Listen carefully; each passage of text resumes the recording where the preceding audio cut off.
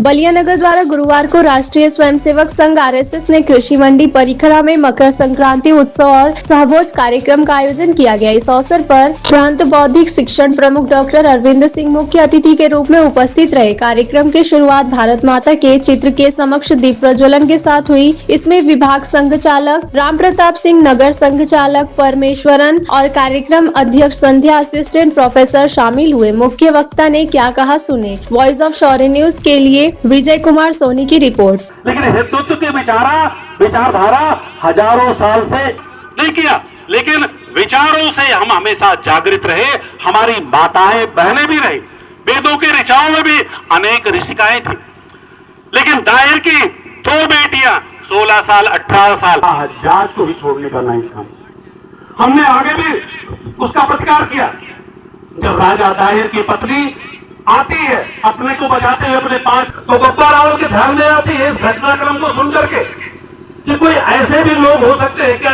और 730 में ही इराक तक फिर से इस परम पवित्र भगवा ध्वज को फहराने का काम करते, और इसलिए हजारों साल की परंपरा में इसी परम पवित्र भगवा ध्वज को लेकर के हमारे सनातन प्रवाह को, इसके जो है अभिव्यक्ति को, इसके त्याग और समर्पण को, देश और समाज के लिए कुछ करने की वृत्ति को स्वीकार करने का काम किया गया था। इसलिए उस सत्युग के अंदर देवासुर संग्राम में भी हमारे त्यागमयी संस्कृति के प्रतीक के रूप में यह परम पवित्र भगवा ध्वज विराजमान था।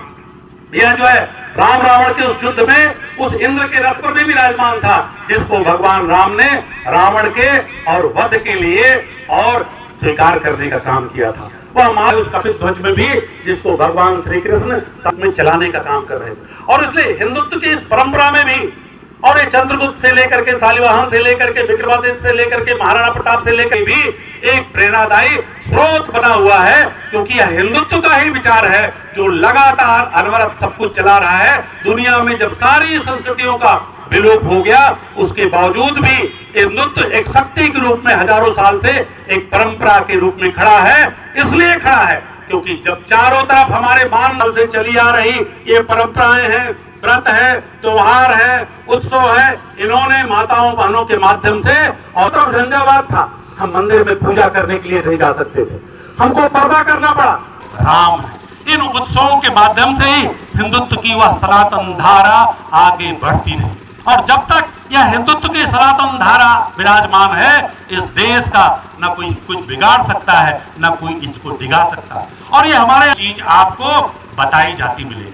लेकिन आजकल लोग, मैंने कहा कि प्रमाण और उदाहरण बहुत सारे मांगते हैं। अभी 12 जनवरी विवेकानंद जी का उत्सव हमने मनाया है, तो विवेकानंद जी के प्रमाण थोड़े ज्यादा समीचीन होंगे, ज्यादा ग्राह्य होंगे, ज्यादा ध्यान में आएंगे। क्योंकि ये बात ध्यान में आती है कि शिकागो के उस विश्व धर्म सम्मेलन में जाकर के जब गए थे, तो कर्तव्य बोध कहाँ जागृत हुआ था? कन्याकुमारी के उस शिला स्मारक पर बैठ करके, जहां पर ईसाई हमारा सीना चौड़ा हो गया है, हम कहने लगे हैं गर्व से कहो हम हिंदू। शिला स्मारक भी समाज के सहयोग से बनाया था। वहीं पर तो साक्षात जगत जननी के रूप में भारत माता का साक्षात्कार करने का, कर्तव्य बोध करने का काम स्वामी विवेकानंद जी ने किया था।